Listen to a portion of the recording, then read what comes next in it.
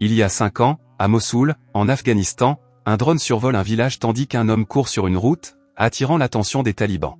Les troupes américaines arrivent et commencent à explorer la zone alors que la ville devient déserte. Le chef d'escouade, Pretty Boy, trouve un homme en train de préparer une bombe et l'encercle. Jake ordonne à l'homme de déposer son arme, menaçant de l'abattre. Mais l'homme ne les écoute pas et s'empare d'une arme, obligeant les troupes à l'abattre. Peu après, le colonel Tom Mason, leur commandant, l'interroge sur la situation à la radio. Jake l'informe qu'il y a un informateur mort à l'endroit où une bombe artisanale a été placée. Il demande donc la permission de le désarmer, mais Mason s'y oppose. Mais il décide de le faire quand même et réussit à désarmer la bombe. La deuxième bombe explose, tuant tout le monde sauf Jake. Les talibans lui tendent une embuscade et tirent dans toutes les directions. Jake se lève et s'enfuit tandis que Mason le couvre. Lorsqu'il rejoint Mason, un ennemi s'en prend à lui, mais Mason lui sauve la vie. Aujourd'hui, le soldat est un civil angoissé. Jake est réintégré en Amérique, mais il lutte contre les souvenirs de la guerre. Il essaie de mener une vie normale en travaillant dans le garage d'Earl à Riverside, en Californie. Jake rentre chez lui et passe du temps avec sa famille. Sa femme, Ashton, lui montre une pile de factures et il lui assure qu'ils se débrouilleront, comme ils l'ont toujours fait. Le lendemain, Jake se rend au travail et voit des gangsters mexicains à qui Earl doit de l'argent. Il ne tarde pas à se battre lorsque Fresh, le chef du gang, ordonne à ses hommes de le passer à tabac. Jake les attaque, mais avant qu'il ne puisse viser Fresh, le voyou le menace d'une arme. Après l'incident, Jake confronte Earl au danger qu'il s'est mis à courir. Earl lui dit qu'il a été l'un d'entre eux, mais qu'il a heureusement quitté cette vie et qu'il a maintenant son propre foyer. Cette nuit-là, la tragédie frappe Jake lorsque Fresh arrive et lui dit que l'heure de la vengeance a sonné. Il se précipite dans la maison et constate que sa famille est morte. Peu après, la police arrive et tente de parler à Jake. Mais ce dernier perd connaissance alors qu'il court jusqu'à sa voiture et cherche Fresh. Il voit la voiture de Fresh garée à l'extérieur d'un club et prévoit de le capturer pour venger sa famille. Sans remords, il tire sur le gang et au moment de tuer Fresh, il explique qu'il n'a pas d'autre choix que de le faire, mais ses paroles n'ébranlent pas la détermination de Jake, qui le tue sur le coup. 5 mois plus tard, Jake purge une peine de prison pour son crime. Mason lui propose de l'aider, mais il insiste sur le fait qu'il doit rester en prison après ce qu'il a fait. Mason tente de le réconforter, mais Jake explique qu'il les a tués sans remords et qu'il recommencerait si nécessaire. Plus tard, il reçoit un visiteur inattendu, Ramsey, qui dirige un groupe de travail privé. Mais Jake le congédie immédiatement. Cette nuit-là, des hommes masqués envahissent sa cellule et le kidnappent. Peu après, il découvre qu'il s'agit de Ramsey et de ses hommes. Il lui dit qu'il le surveille depuis longtemps et lui demande s'il veut croupir en prison ou vivre une nouvelle vie en rejoignant son unité. Après mûre réflexion, Jake décide de vivre à nouveau comme un héros en travaillant pour une agence gouvernementale secrète appelée Section 8. À Washington, Ramsey lui présente Elias, Ajax, Brunner et Muller et l'informe de leur travail. Jake prend secrètement un stylo sur un bureau avant d'être emmené dans une autre pièce. Ramsey lui annonce également qu'il a été déclaré mort et qu'il va recevoir une nouvelle identité. Lorsque Ramsey s'en va, l'équipe le soumet au processus d'initiation. Ajax commence à le provoquer en déclenchant une bagarre. Jake réagit et manque de lui transpercer l'œil avec un stylo. Un souvenir de sa famille fait soudain surface dans son esprit, ce qui lui permet de se calmer. Bientôt, Jake est envoyé pour sa première mission avec Muller. Elle l'informe sur sa cible, Alejandro Castillo, un entrepreneur du secteur de la défense qui est aussi un trafiquant d'armes sur le marché noir. Arrivé au Mexique, il trouve Castillo dans un entrepôt, où il rencontre Johnny, un négociateur russe, pour procéder à l'échange. Jake se faufile dans l'entrepôt et élimine un garde.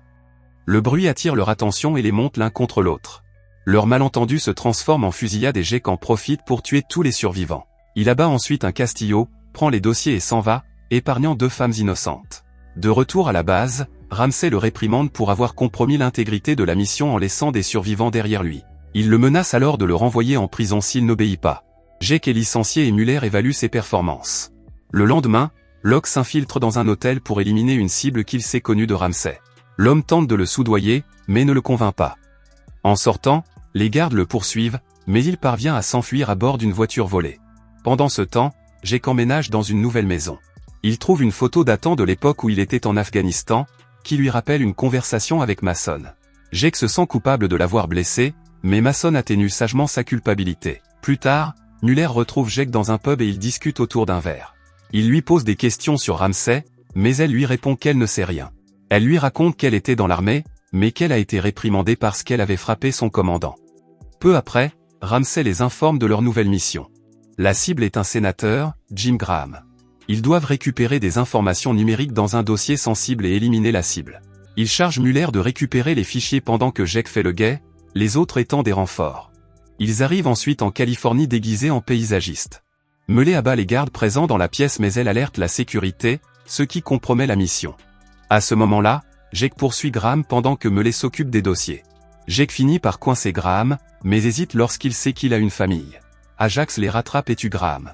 Cette nuit-là, Jake est frappé par les paroles de Graham et ne peut s'empêcher de se souvenir de sa femme. En raison de son hésitation, il est désormais la cible de la section 8. Des hommes masqués envahissent sa maison pour le traquer, mais il parvient à s'échapper. Il va ensuite voir Mason et il parle de la section 8. Mason lui fait comprendre que s'il les fuit, c'est qu'il a de sérieux problèmes. De retour à Riverside, Jake apprend par le meilleur ami de son fils qu'avant le meurtre de sa famille, Fresh a été vu avec des gens en costume. Mais avant qu'il ne puisse obtenir plus d'informations, Locke le tue. Jake parvient à s'échapper tandis que Locke abat tout le monde, y compris les autorités. Locke appelle Ramsey et lui annonce qu'il a perdu Jake. Mais Ramsey le provoque et le met au défi de retrouver Jake. L'unité de la section 8 trouve Jake dans la boutique d'Earl. Jake se bat pour sa vie contre Elias et Brunner, mais Ajax est un adversaire redoutable, et Jake manque de se faire poignarder. Soudain, Mullet arrive et tue Ajax. Après le combat, Earl donne à Jake les clés d'une voiture et lui dit de partir avant l'arrivée de la police. Dans la voiture, Mullet et Jake se disputent sur le fait qu'ils ne se font pas confiance. Ils demandent ensuite où se trouve Ramsey pour qu'ils en finissent une fois pour toutes. Ils se rendent dans le Montana, où Ramsey est censé rencontrer des membres du Congrès. Ils essaient de se faufiler, mais Jake est assommé. Il finit par se réveiller, attaché à une chaise, avec Ramsey devant lui et Mullet à ses côtés. Ramsey lui dit que tout cela n'était qu'un piège et qu'ils lui ont préparé une belle surprise. La porte s'ouvre alors et Tom entre dans la pièce. Mais ses questions trouvent une réponse lorsqu'il lui révèle qu'ils sont responsables du meurtre de sa famille. La raison en est qu'il considérait sa famille comme une limitation et un gaspillage de son talent. Après avoir donné l'argent à Ramsey, Tom s'excuse pendant que Mullet vérifie l'argent. Il se faufile ensuite dans la pièce et libère Jake. Il lui dit qu'il a été chargé de démanteler la section 8. L'alarme se déclenche alors, alertant les hommes de Ramsey. En dépit de leur infériorité numérique, ils les abattent. Une fois Ramsey acculé, Jake lui dit qu'il veut le voir mort. Alors que Muller s'approche pour tirer sur Jake, Tom prend une balle pour lui et il meurt. Ramsey s'échappe alors que Muller abat Jake. Peu après, Jake parvient à la tuer. Il poursuit ensuite Ramsey, qui s'écrase sur une voiture. Avant qu'il ne puisse finir de parler, Jake lui tire dessus. Jake rencontre ensuite l'avocat Savoie, qui lui offre un travail et une nouvelle chance. Il lui apprend également que Tom a travaillé pour eux, mais Jake rejette l'offre en disant qu'il n'a plus rien à défendre. Savoie comprend mais lui offre quand même sa carte. Jake rentre ensuite chez lui, où Locke l'attend. Il a l'intention de terminer le travail même sans Ramsey, et ils se battent. Locke a d'abord le dessus, mais Jake finit par prendre l'arme et le tue. Jake envoie ensuite un message vocal à Earl, le remerciant de lui avoir sauvé la vie comme l'avait fait son père. Jake monte enfin dans un bus, où il appelle Savoie, qui lui souhaite la bienvenue à la section 9. Merci d'avoir regardé. Si vous avez aimé la vidéo et que vous souhaitez aider la chaîne à grandir, laissez un like, un commentaire et abonnez-vous.